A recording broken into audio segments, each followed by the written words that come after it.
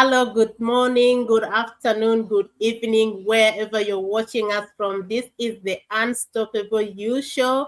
And today we have one of the amazing life story of my business partner. Today she is my special guest, and I'm going to interview her on her journey on how she has a second chance to life 5 years after cardiac arrest. And we are going to hear her beautiful, inspiring story. For those ones who are joining for the very first time, we always come live, but today is a very, very special day. So let me introduce myself, and I'll also ask my special guest to introduce herself later on.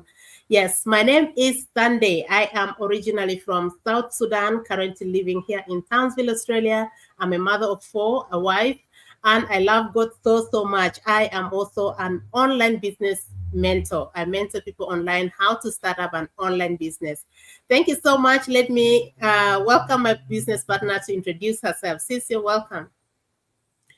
Thank you, sis. Assalamu alaikum. Hello and welcome, everyone. Thank you so much for this special episode today. Yes, I am going to share my 5 year second chance anniversary that the God gave me. So I will be talking about that so that I can educate and inspire anyone who is going through any life situations that affects their mental state or anything for that matter. So for those who are new on my page, I'm Regina Karim, originally from Fiji, living in Brisbane. I'm retired and a digital business mentor. Thank you, sis. Thank you so much. And I love this topic because sometimes when you learn from a life story, a true story, it really impacts so many people. And I hope today that so many people will be inspired, will be impacted with this life changing story. And one thing in life that we all have is life, and we have it once. We don't have a control of it, and God has the control of life. And things sometimes happen. When I was just sharing with my sister before we come live, I said there are moments that when something hits you, a sickness or a situation, you have nothing to think about but just to have life, to live. You forget your money, if you have money in the bank account, if you have children, you forget all those things. But one thing you need is just life. So today we are going to celebrate this beautiful 5 years of second chance of my amazing sister, my business partner Regina, after having a terrible situation, a cardiac arrest, that became an inspiring story that make her now to live on purpose. And I hope today you get inspired, you get to learn a lot. So I have some questions that I'm going to ask her, and I'm going to put the questions on the screen. And I just bear with us. It's going to be really, really inspiring. And I wanted to ask you also, if you have some questions you want to ask Regina, drop it on the comment section, and we will love, if the time is there, she can be able to say something on your questions. So let's go. This is the first question, Regina. Can you take us back to that day? What happened, and what do you remember about your journey going through cardiac arrest, and how was your family cope with the situation? You're welcome, sis. Thank you, sis. Yes, it was today. Today is the day 5 years ago. I actually do not remember anything. I'm only going to share what I was told by my family, especially my daughter, the one who gave me CPR. She was the one present with me when this happened. So it happened on the 18th of July 2021. It was one day after I used to do cosmetic business before, and I did a launch of the business, and I invited a lot of my friends and family so that I could do a demo and show them what the product was about and things like that. So I did two demos, and I was feeling a little bit of a pain in my chest, like it was really like getting tight and all that. But I always had issues with my chest. I always had issues with my lungs and all that, but nothing was serious. Every time I go to the doctors, they say everything is fine. So 2 weeks before this incident happened, I had been to the emergency department and they checked everything and they just said everything is fine. So that night when I had this business launch, everything went well except for the discomfort that I was having in my chest. So I slept well in the night, and then we took a lot of photos. And the next day, I was with my daughter, my middle daughter, and I was lying on her bed. I have a habit of, like putting half of my body on the bed and half is hanging on the side. I have a bad habit of doing that. So when I was in her room lying on her bed, then I was lying the same way. I had a phone on my hand and I was showing her the pictures. Which pictures should we share on Facebook? Because I had created a business page and I wanted to share that. And then suddenly the phone is slipping off my hand, and I'm telling my daughter that I feel like throwing up, So that's what my daughter tells me that I did. And she thought I was joking with her because my eyes went up, the black thing is gone. You can only see the white thing. And my daughter thought I was playing around with her. I was doing a prank on her. And then when the phone fell off my hand and I'm sliding down the bed because I'm half on the bed and half outside, she thought, what is going on? And then she jumped from her side of the bed, and by the time she came to my side, I was already on the floor with my right hand behind my back. And she, when a person is unconscious, the body becomes heavy. So I don't know how she managed to take my hand out from my back, and she started doing CPR immediately. I don't know where she got all this courage from, how she managed to, think of things like this, because I would panic. I wouldn't know what to do. But I think God was guiding her because it was not my time.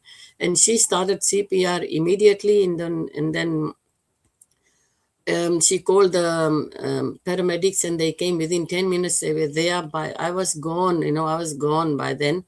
I have no idea. So when the paramedics came, they did everything. They did the defibrillator thing. They did the CPR and everything. By then, slowly, I was, probably making some effort to breathe. So then they took me to the hospital. On the way, I vomited while they were on the stretcher. While they were taking me to the ambulance, I vomited. So just remember, this is all that I have been told, right? I don't remember anything. So I vomited, and then they said I was making some moaning and groaning kind of sound trying to breathe. So they took me immediately to the hospital. I was in ICU for a week, and the doctors themselves didn't know what happened, because they were trying to do so many different tests. I have no idea. For the 5 days, I don't know the tests they did, how I was in the hospital, what happened to me, I have no idea. See, I was admitted in the hospital on the Sunday, and then the Friday, the following week, that is when I got my memory back. So for 1 week, I don't know. I don't know what happened to me in the hospital. My family, at that time, the COVID thing, there was curfew. They couldn't stay out. So two of my daughters, they went following the ambulance. The middle daughter, the one who did the CPR, she hid in the hospital for the whole night. She hid there. She didn't want to leave me and come back home. So she was hiding in the hospital, trying to, see what the doctors are going to say, because when they took me to the emergency department, and by then probably I was slowly getting back to conscious, mind and all that, but I did not know anything. So at least the family could take a sigh of relief that I'm still alive, So they put me in the hospital. I was in hospital for 10 days, and then my family could not visit me because at that time they had the curfew on. So they only could come talk to me on phone, and I have no idea what we were talking about and all that. So, like on Friday, when the doctor, Friday they were allowed to come, so they came, and then the doctor came, the head of the cardiac team came, and that's when he told what actually happened to me. So it has got a lot of names. It has got like heart failure, cardiac arrest, and broken heart syndrome. And there's another Japanese kind of name, um, Takotsubo something. There's another name. So the heart becomes in the shape of a octopus trap. So that's how it was. The bottom part of my heart is damaged, but the rest of it is good. So I'm still able to live normally. I'm forever grateful to the Almighty for the second chance that He gave me. Actually, I was ready to go, but I don't know why I was given this chance. I said, I'm ready to go, take me, but it was not my time. So I had to go. I always joke to my daughter, I was knocking on the door of the heaven, and the angel of death said, go back, it's not your time. So, It's so, very, like, yeah, we always yeah, make fun of that, just to, have some laugh and all that. yeah, On the serious note, I am forever, forever grateful that I yeah, am back to normal, except for the 1 week memory loss. I am back to normal, and I am living my life, with purpose now, because I don't yeah. know what was the reason God gave me the second chance, but I am forever, forever grateful. And Mm. my family support was amazing, amazing. Thank you, sis. I hope I've answered that. Yeah, yeah, you really answered. It's really amazing. And we are so grateful for your daughter. Such things, if it happens when someone is not there, it's very hard. Sometimes, even if someone is there, but we are so much grateful that you have a second chance. God still have a purpose for you. You have a long time to go to impact lives, to change a lot of lives. That's why you're still here and healthy. Yeah. So God has a purpose for everyone else. Sometimes things happen for us to wake us up. Like after this, we are going to hear after this what happened in the story. So God has purpose for each and every one of us. So keep your comments coming. Let us know where you're watching this from, and we are going to the second question. And our second question says, surviving something so life changing after often changes the way you see life. What is the biggest lesson you have learned in the latest in the last 5 years?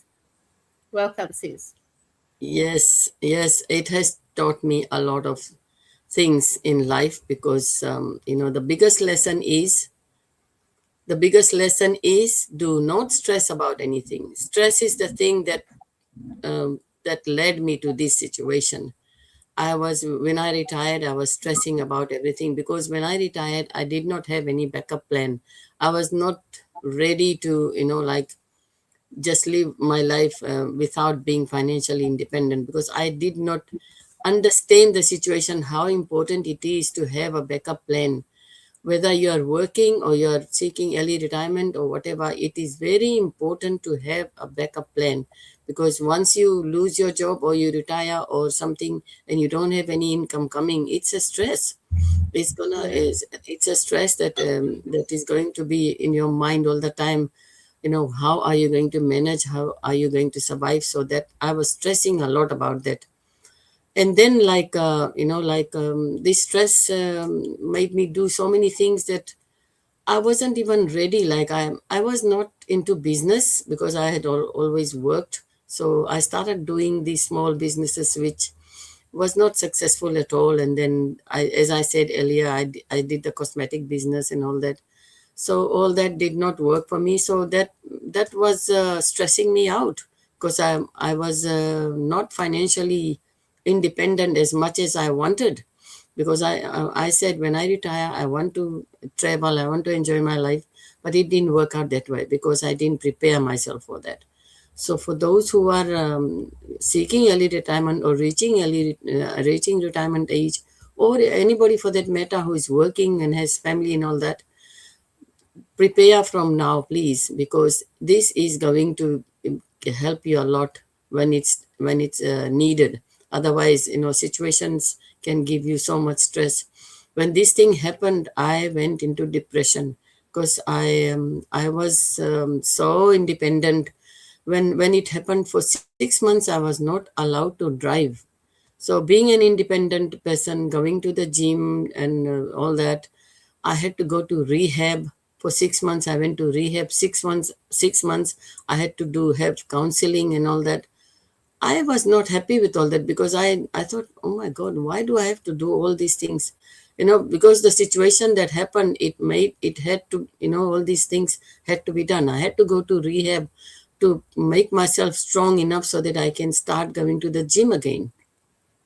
And then and the depression that led me to like counseling. So I mean, I never thought I would have to do all that, but I had to, because I was not able to sleep. I was awake all night thinking about so many things, and that was not good on for me as well. So all these things in the last 5 years has taught me that do not take life lightly. Life is very precious. Whatever you have, be content with what you have. But if you want more, prepare for it. Prepare for tomorrow today. Don't wait for tomorrow, because you have to make sure that you are ready for whatever comes your way tomorrow, if we can see tomorrow, because tomorrow is not known. We don't know that we are going to see tomorrow. So whatever it is, live your life today. Be happy. Try and do things that keeps the stress away from you. So that's what I have learned, like to be happy, live your life today, keep the stress away, do things that makes you happy, be with people who make you happy. Don't let any negativity come around you, because negativity is going to ruin everything that you have. So life is very precious. Live it and be grateful that you have a life, and the life that you want, that God has given you, because that's the most beautiful thing. Thank you, sis. Wow, wow, what a lesson. Love is so precious. Never stress up yourself, because there are so many things that stress us. Sometimes, even if you did not plan it, the stress will just come, but you have to think positive. Try to think other things that are positive. That's what I've really learned from your story. And about the retirement, sometimes we think about something, but we are not prepared enough. So if you're working right now, you might be thinking, I have my salary, but your salary is just enough to pay the current bills. What about the retirement? Are you having enough saving? Is it enough to keep you to live the life that you truly desire after retiring? So that's the question you need to ask yourself. And if you wanted to find an opportunity where you can be able to create the lifestyle that you truly want and have a smooth retirement, we are offering a free training right now for you who wanted to explore an opportunity on how to create an extra stream of income, and that can be able to lead you to create the lifestyle that you truly want. So reach to us on the QR codes that are above there. You can scan it, and it can direct you to the free training that we offer right now. And if you have any questions after watching that training, please reach out to any one of us. Reach out to Regina, or you can reach out to me. Yes. We have our third question. Oh my God, a very great inspiration, Regina. Thank you so much for letting us the lessons you have learned. And I believe so many people have learned. I have really learned a lot, because life is truly precious. It's just like a glass, my mom used to compare life with a glass. It says if it falls down, you can't put it back again. So keep it well, because so many things that can break it is like the stress, like anxiety, worry, those things. So find ways on how to really be able to reduce those things. So we have our third question here. So if you could speak to someone who is facing health crisis now, or grief, or feel like they have lost hope, what would you want them to know? Thank you, You're sis. welcome. That's a great question. Yes, health situation happens to everyone. We will all have some sort of health issue, um, and if you keep it to yourself, it's going to create a lot more issues for you. And if you are suffering from anything, talk to somebody that you think who will understand your situation. Go and see a doctor, or see a psychologist, or anybody who can help you, because a health situation can happen to anybody. I don't only have a heart condition, I also have osteoarthritis, which is like in the whole of my body. I have it in all my joints. But then I have to make sure that I do something about it. So fortunately, I found a very, very good physiotherapist who has really helped me with the maintaining the pain. I used to have pain in my body all the time, constant pain in my joints because of the osteoarthritis. But this physiotherapist is unbelievably amazing. Like I have been to so many physiotherapists, but none of them did what she did. And she is just unbelievable. So you have to make sure whatever health issue you have to make sure that you get some advice from qualified people. Don't go to just anybody who does not know about the condition, and who could ruin even more for you. So if you are suffering from any kind of health issue, and you are keeping quiet about it, don't, because it will create mental issue as well, and it will give you stress. So and that can lead you to another condition. So like they are all intertwined. If you have any kind of issue, whether health issue, financial issue, whatever it is, talk to the right people. Don't keep it inside you, because it is going to create more problems for you. So if you think that you want to share something with me, because I have been through a life threatening situation, I'm happy to listen. So if there's anyone out there who wants to share anything, their life experience, or if you want some guidance or inspiration, if I can help one person, I'll be blessed. Thank you so much, sis.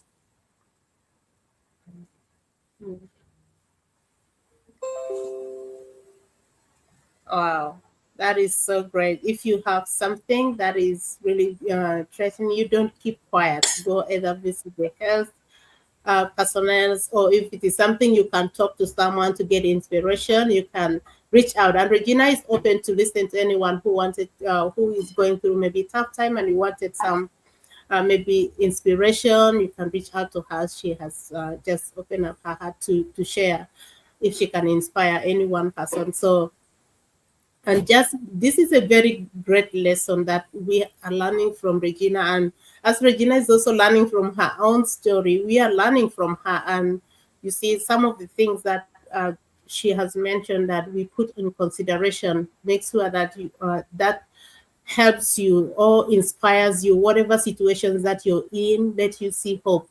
Let you see that there's a second chance. God still have a second chance He can give you. And if you think that everything is lost, please have hope. The moment that you still have life, you have breath in your lungs, you can do so many things. Don't destroy your life when it's not at your time. So remain positive, get some positive people that can lift up you to become who you want to be. And pray. I know Regina do pray. She is a prayerful person. I am a Christian. She is a Muslim and she prays. I do pray. I believe in God, and if you believe in God or you believe in whatever, prayer can help sometimes. So I'm so grateful to hear Yes, her it's story. true. Yeah, yeah. So I have my fourth question here. It says that looking back, how this experience changed the way you live your life. Like, you live your life of love and pursue your purpose today. Why this works? It ends on a hopeful towards looking north and inspire people to oh, I think I'm reading something here. So the question is, looking back on how this experience changed the way you look in life, love, and pursue your purpose today. Yeah, that's the question. Thank you, sis. Yes, any experience we have in life, it teaches you something. You know, I have so many experiences in life and I have learned a lot from my experiences. So when I had this incident in my life, it has taught me how precious life is. And you know, life is so unpredictable. Being a very active person then, and being into a gym and healthy eating person, and being an active person and happy-go-lucky person, when this happened, I had so many questions. And then I said, you know, like, this can happen to anybody. It can happen to anybody, but I was one of the fortunate ones that survived. But you know, it wasn't my time. What it has taught me is to live, you know, live your life fully, take one day at a time, and don't try and do things that you don't have any control over, because whatever we do in life, it's all through the Almighty. We are just puppets, you know. We just have to do what we are supposed to do, and we have to be forever grateful for what we have. We are blessed to be living in such countries that is you know, safe, and we we have everything in our life, in our homes, and we have food and everything, and we are very, very blessed. But when situations like this happen, it teaches you to value life, to value what God has given you, you know. So you know, like, when this thing happened, I was totally lost. I had so many questions, but the questions were never answered, because I don't know why God gave me this second chance. But I'm using this second chance as a way to help others, so that I can, you know, if I can inspire one person to do something in their life that gives them value, gives them happiness and peace, I am truly, you know, I have done something. And you know, like, with a mini defibrillator in my chest, I am grateful that God has given me this chance to live life, and to inspire other people who may be lacking inspiration. They may be going through any kind of crisis in their life, but you know, like, you know, God always gives us things that we can manage. He will not give us anything that we cannot manage. So if you are going through anything, the hard days will end. It's not going to be there forever. The good days will come. So we just have to just keep praying, keep moving forward, and never give up. Because for me, when this thing happened, if I had that give up attitude, I wouldn't be here today, because I would have been in a very different state. But when this thing happened, I took it in a different way. I took it as an opportunity, so that I can do things that makes me feel like I am doing something, I'm contributing something, and I'm doing things that is pleasing to the Almighty, because that's what I want to do. I don't want to do anything that is wrong for me in the eyes of the Almighty, because I that is my life now. I just do not want to do anything that is going to bring grief and you know, pain in my life. All I want is to help others, and to help myself, and to live a happy and peaceful life that leads me to the Almighty. Thank you, sis. Oh my God, thank you so much, sis. You really said it all. Life is so precious. And there's this saying that tough times come, tough time comes, but tough people can do. So sometimes tough time comes and you feel you're broken. So when you are able to overcome, you're one of those tough people that can really do. I know that it's all by the grace of God that He has given you this strength and He has given you everything. And because uh, God is so merciful, and whatever that you're going through right now, if you're watching us, I know that God is so gracious. He is so merciful. He loves you so much. Know that you can still become who you want to be. and get out of all those negative things. If you have learned something from Regina's story, please let us know on the comment section. What is that one thing that stood out for you? Maybe that one lesson that you've taken from Regina's story. One thing that I have really taken so precious from Regina's story is that life is so precious, and you don't need to let yourself into stress, because stress really can bring so many other things that you never imagined. So thank you so much, Regina, for sharing your story.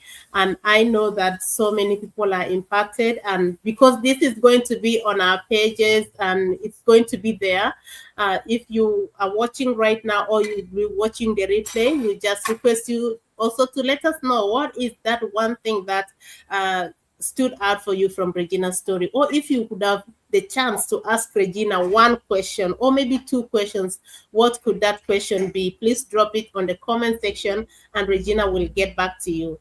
And I'm so grateful for this moment. Until now, we just want to say thank you, Regina. If you want to say one word for our audience, and then we'll close for today. You're welcome.